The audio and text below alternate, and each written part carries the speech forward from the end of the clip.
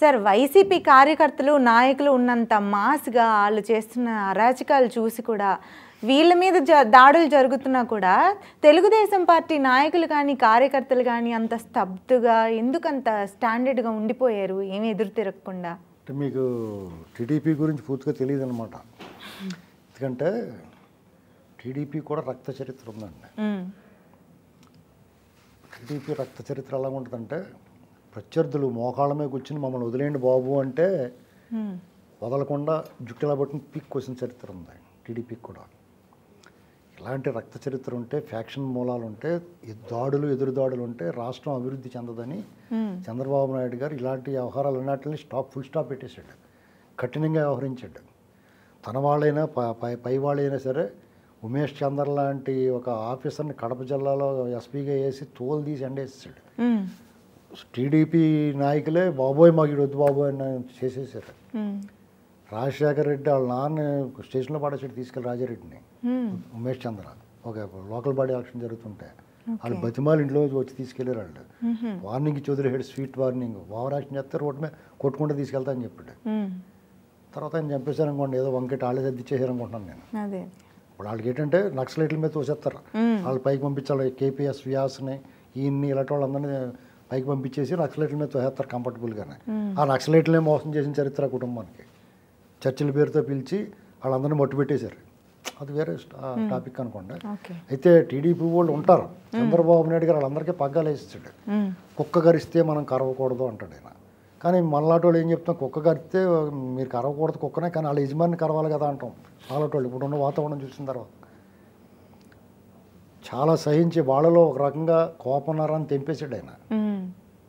తెంపేసి వాళ్ళందరూ కూడా ఏమన్నా ఎదురు తిరిగి మాట్లాడితే మళ్ళీ ఇంతో దెబ్బలు తినాలి, లేదంటే దాడులకు వెళ్తే ఈయనే తిడతాడు మనల్ని. ఎందుకంటే టీడీపీ హయాంలో టీడీపీ గవర్నమెంట్ ఉండగా టీడీపీ నాయకుల మీద రౌడీ షీట్లు ఓపెన్ చేయరు. దానికి ఎగ్జాంపుల్ చింతమనేని ప్రభాకర్ గారే. టీడీపీ హయాంలో చింతమనేని ప్రభాకర్ గారు ఎమ్మెల్యేగా ఉండగా ఒక ఎంఆర్ఓ వనజాక్షి ఈయన తప్పు లేకుండా దారుణంగా బదనాం చేసింది. అదే వైసీపీ వాళ్ళు ఉండగా చేయగలరండి, తొక్కి నారలాగేస్తారా, కోఆర్డినేట్స్ గుర్తేస్తారా? అంటే అంత సాఫ్ట్గా మరీ ప్రజాస్వామ్యయుతంగా వెళ్ళిపోయినా. దాని ప్రభావం ఏంటంటే ప్రతి కుర్రకుంక, ప్రతి బొడ్డోడనివాడు, లేకపోతే పనికిమాలిన బ్యాచ్, మూడగొట్టిన మంచం గోళ్ళ ఎందుకు పనికిరాని వాళ్ళు, ఒక 20 ఏళ్ల ముందు రాజకీయ ముఖ చిత్రం మీద అసలు ఆనవాళ్ళు లేని వాళ్ళు కూడా ఇవాళ పెద్ద ఇదైపోయి మాట్లాడుతూ ఉన్నారు. 2 సార్లు ఎంపీలు అయిపోయి కొంతమంది ప్రొఫెసర్లు ఇవాళ లైన్లోకి వచ్చేసి ఎవడో లేక మాట్లాడేవాడు, ఏ మొక్కలు లేని చోట ఆనందం మొక్కలాగా తయారైపోయారు వాళ్ళు. వీళ్ళందరూ భయం ఉంది వాళ్ళకి. మాట్లాడితే గోడని తొక్కుతారండి, లేదా బాలకృష్ణ గురించి మాట్లాడతారు, చంద్రబాబు గారి గురించి మాట్లాడతారు, చంద్రబాబు గారు ఫ్యామిలీ గురించి మాట్లాడతారు, లోకేష్ గారి గురించి మాట్లాడతారు. సినిమాల్లో వెటరన్ యాక్టర్స్ ఉంటారు కొంతమంది. తోటపల్లి మధు అంట, అక్కడ ఓటం ఒకసారి అర్థంలో చూసుకోవాలా, ఇక్కడ ఏం మాట్లాడుతున్నాడు తెలదు ఏంటండి. పోసాని కృష్ణమురళి, వీళ్ళందరూ ఇంత కఠినంగా ఎందుకు మాట్లాడాల్సి వస్తున్నారు, చూస్తే అసహ్యం వేస్తుంది. ఒక అవకాశం వచ్చింది మాట్లాడుతున్నారు కదా అని చెప్పేసి సభ్యతా సంస్కారాలు వదిలేసి సమాజ హితం మాట్లాడాలి. మీరు పెద్ద మనుషులు, మీ సెలబ్రిటీలు, సమాజాన్ని కీడు చేసేలాగా కొంతమందిని కించపరిచేలాగా మాట్లాడతాం. మురళీమోహన్ గారి గురించి వాళ్ళ గురించి మాట్లాడుతున్నాడు. వాళ్ళ కాలు గోడికి పనిచేయడం ఏంటండి. ఇలాంటి వాళ్ళందరూ తయారైపోయారు, రకరకాల వ్యక్తులు తయారైపోయి వాళ్ళు నోటుకు వచ్చినట్టు మాట్లాడుతాం మొదలెట్టారు.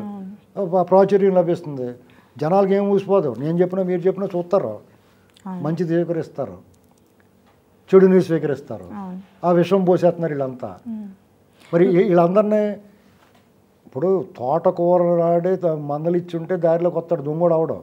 అలాగే వీళ్ళు నోరు విప్పి చంద్రబాబు గారినో లేకపోతే లోకేష్ గారినో లేకపోతే ఆ పార్టీ విధానంలో లేకపోతే కులాన్నో మాట్లాడినప్పుడు ముఖం పగిలిపోయి ఉంటే నోరు మూసుకుంటారు ఎవడన్నా. జగన్మోహన్ రెడ్డి ఆ పని చేశాడు, ఎంకరేజ్ చేశారు, కేసులు పెట్టాడు, లోపల వేసేసాడు. కాబట్టి గజగజ వణికేశారు. జగన్మోహన్ రెడ్డి ఎంత దారుణం చేసిన నోరెత్తారని కుక్కుని పేరులా పడున్నారా. ఆ పని చంద్రబాబు గారు తన సాఫ్ట్ నేచర్ వల్ల, ప్రజాస్వామ్యయుతంగా ఉండటం వల్ల ఫోన్లే అనుకుని కానీ ఆ దుష్ట ప్రచారం వల్ల నష్టపోయింది పార్టీ, రాష్ట్రం నష్టపోయింది. కాబట్టి ఆ వైఖరి వదలమని చెప్తున్నాను నేను. మీరు ముఖం పగిలిపోవాలి ఎవడో తప్పు మాట్లాడితే. ఆంధ్రప్రదేశ్కు ద్రోహం జరిగి ఎవడు మాట్లాడినా ముఖం 3 మొక్కలు అయిపోవాలి. అప్పుడే దారిలోకి వస్తారు. ఈ ఖమ్మంలో కొంతమంది కుర్రోళ్ళు ఏం చేశారంటే నారా బ్రాహ్మణి గారు లోకేష్ గారు మిస్సెస్ గురించి ఒక తప్పుడు మాటలు మాట్లాడుతూ కుమ్మి వదిలేసి నా ఊరి నుంచి ఖాళీ చేయించి పంపించారు. అలాగే ఎందుకు చేయరు? కొడాలని నోటుకొచ్చిన మాట్లాడతాడు, వంశీ నోటుకొచ్చిన మాట్లాడతాడు, వాళ్ళ కుటుంబం గురించి మాట్లాడితే బాలకృష్ణ గారు ఎందుకు రావడం బయటికి? ఏం బాలకృష్ణ గారు కొన్నేరు జాతీయులు ఎవరన్నా మాట్లాడతారా? లేదా పోసాని కృష్ణమురళి మాట్లాడతాడా? నీళ్లు దొరుకుతాయి అక్కడ హైదరాబాద్లో. ఆంధ్రప్రదేశ్ కంటే హైదరాబాదే బలం. ఎన్టీఆర్ అశేష అభిమానులు మనసు మోగగా రోజుతుంటే వీళ్ళు తెలీదా? లక్ష్మీపార్వతి నోటుకొచ్చినట్టు మాట్లాడుతుంటే అప్పుడే అడ్డుకట్టేయాలి. అది ఇవాళ తెలుసుకున్నారు ఏం చేయాలో. మనం కూడా వెంటాడతాం ఆ చేసేదాకా. కాబట్టి వీళ్ళేమో స్లో సాఫ్ట్ కాదండి. నిన్న చూశారు కదా ఇంటర్వెల్ దాకా వాళ్ళు యాక్ట్ చేశారు. ఇంటర్వెల్ తర్వాత వీళ్ళు యాక్ట్ చేశారు. 7 మోకాలు వేసి కూర్చున్నారు, పరిగెత్తి పారిపోయారు. కాబట్టి మీరు తెలుగుదేశం వాళ్ళని వాళ్ళ నాయకుడు బేటా జీలో అప్పటి నుంచి ఎందుకని వదిలేస్తే వాళ్ళు పని అయిపోతాయి. అలా హింస చేయొద్దు, కానీ తోలు తీసి ఎండేయాలి. ఎవడు తప్పు చేసాడో ఆయన ప్రజల ముందు ద్రోహిగా నిలబెట్టాలి. ఈ ప్రజాద్రోహి, ఆంధ్రద్రోహి, ఆంధ్ర మీద విషం కక్కుతాడు, ఈడు పక్షపాత వైఖరితో ఉంటాడో, అగ్రిగోల్డ్ గురించి మాట్లాడో, కానీ మార్గదర్శి గురించి మాట్లాడతాడో, ఇలాగ ఉండవల్లి కుమార్ ఇలాంటి వాళ్ళు, అతను రాజశేఖర రెడ్డి ప్రాతాత్మ, ఇలాంటివన్నీ చెప్పాలి, బయటికి తీసుకురావాలా, జనాలకు తెలియాలి, నిలబెట్టాలి, ప్రజల ముందు దోషిగా నిలబెట్టాలి. అది చేయాలి చంద్రబాబు గారు. అదే సార్, మీరు ఇంతకుముందు ఒక ఇంటర్వ్యూలో చెప్పినట్లుగా ఏపీ రాష్ట్ర ప్రజలు ఊరికే మాట్లాడరు, వాళ్ళు మాట్లాడాల్సిన టైంలో మాట్లాడతారు బయటకు వచ్చి అని అన్నారు. ఆ విధంగానే ఈరోజు ఇంతకుముందు ఎప్పుడూ లేనంత విధంగా ఓటింగ్ జరిగింది ఏపీలో. ప్రజలు బుద్ధి చెప్పబోతున్నారంటారా? ఇప్పుడు సాధారణంగా తెలుగు ప్రజలు విలక్షణమైన తీర్పిస్తారండి. అంటే ఈ దేశం అంతా ఇందిరాగాంధీ గారిని ఓడించినప్పుడు ఈ ఆంధ్రప్రదేశ్, ఉమ్మడి ఆంధ్రప్రదేశ్లో ఇందిరాగాంధీ గారు కాంగ్రెస్ పార్టీని గెలిపించారు. ఈ దేశమంతా ఇందిరాగాంధీ గారు మరణం సానుభూతితో హత్యానంతరం జరిగిన ఎన్నికల్లో దేశమంతా సానుభూతి వరదలో కొట్టుకుపోతున్నప్పుడు ఇక్కడ ఆ పార్టీని ఓడించారు. అంటే డిఫరెంట్గా ఉంటుందండి వీళ్ళ ఆలోచన విధానం. వీళ్ళు అడ్వాన్స్డ్గా ఉంటారు. ఇప్పుడు ప్రాంతాలుగా విడిపోయినా, ఇప్పుడు ప్రాంతాలు వేరే వీళ్ళు అంతరంగం ఒకటే అంటాడు డాక్టర్ శ్రీనారాయణ రెడ్డి గారు. యాసలు వేరైనా మన భాష ఒకటే అంటాడు డాక్టర్ శ్రీనారాయణ రెడ్డి గారు. ఇది అంత కరెక్ట్. ఎందుకంటే తెలంగాణ ప్రాంతంలో సామాజిక స్పృహ ఉంటుంది, సామాజిక చైతన్యం ఉంటుంది, సమస్య మీద అప్పటికప్పుడు స్పందిస్తారు. అలాగే వాళ్ళు స్పందిస్తారు. వాళ్ళు ఎలా స్పందిస్తారో ఎప్పుడు పడితే అప్పుడు స్పందించకుండా ఎప్పుడు స్పందించాలో అప్పుడు స్పందిస్తారు. అది వీళ్ళు ప్రభుత్వాన్ని మార్చారు, వాళ్ళు మారుస్తున్నారు. చూసారా, రిజల్ట్ ఒకటే వస్తుంది. కాబట్టి తెలుగు ప్రజలు ఆదిలాబాద్ నుంచి శ్రీకాకుళం దాకా ఒకే ఆలోచనతో ఉంటారు.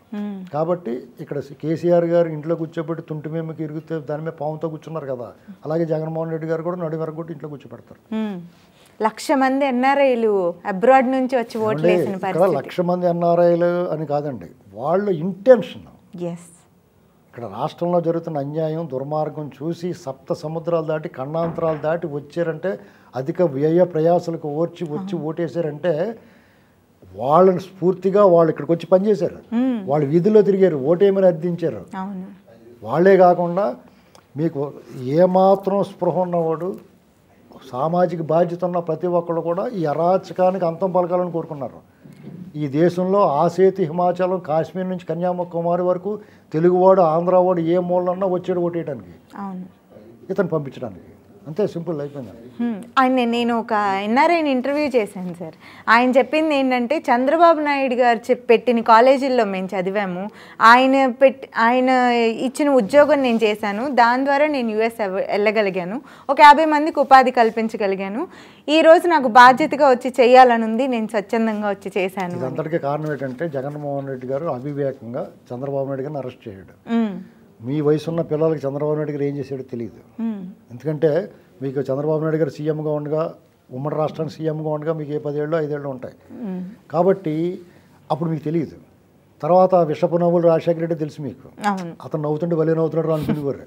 ఇప్పుడు వేషం పంచికట్టుకుని నవ్వుకుంటా ఉంటే కాదు, గోముఖ వ్యాఘ్రాలు అవన్నీ ప్రజల్లో కులం అనేటువంటి తెలుగుదేశం పార్టీని ఏమీ చేయలేక ఈ రెడ్లందరూ కూడా విషం పోసేశారు. ఆంధ్రప్రదేశ్ని కులం అనేటువంటి జాడ్యాన్ని అంటించారు వీళ్ళు. కాబట్టి అదే నాటుపోయింది అందరిలో. ఇవాళ అతను ఎప్పుడైతే అరెస్ట్ చేశారో అసలు ఇతను ఎందుకు అరెస్ట్ చేశారు, ఇతను ఏం చేశాడు అనేటువంటి ప్రపంచానికి తెలిసింది. అవును. అప్పుడు మీలాంటి పిల్లలందరూ కూడా ఎట్టి పరిస్థితుల్లో ఇటువంటి కాపాడుకోవాలి, భవిష్యత్తుని పాడు చేసుకోకూడదు, తరాల భవిష్యత్తును అంధకారం చేయడు జగన్మోహన్ రెడ్డి, ఆ విషబొమ్మకుని నుంచి విత్తనం అది దానికంటే పవర్ఫుల్గా ఉంది. రాజశేఖర రెడ్డి గురించి బెటర్ అనిపించాడు ఇతను వచ్చిన తర్వాత. కాబట్టి జనం అందరూ స్పందించడానికి అదొక కారణం. యువత అంతా కూడా 10 లక్షల ఓట్లు ఉన్న యువతకే మెజారిటీ 80% టీడీపీ వైపు కూటమి వైపు మరలడానికి అదొక కారణం. అవును సార్.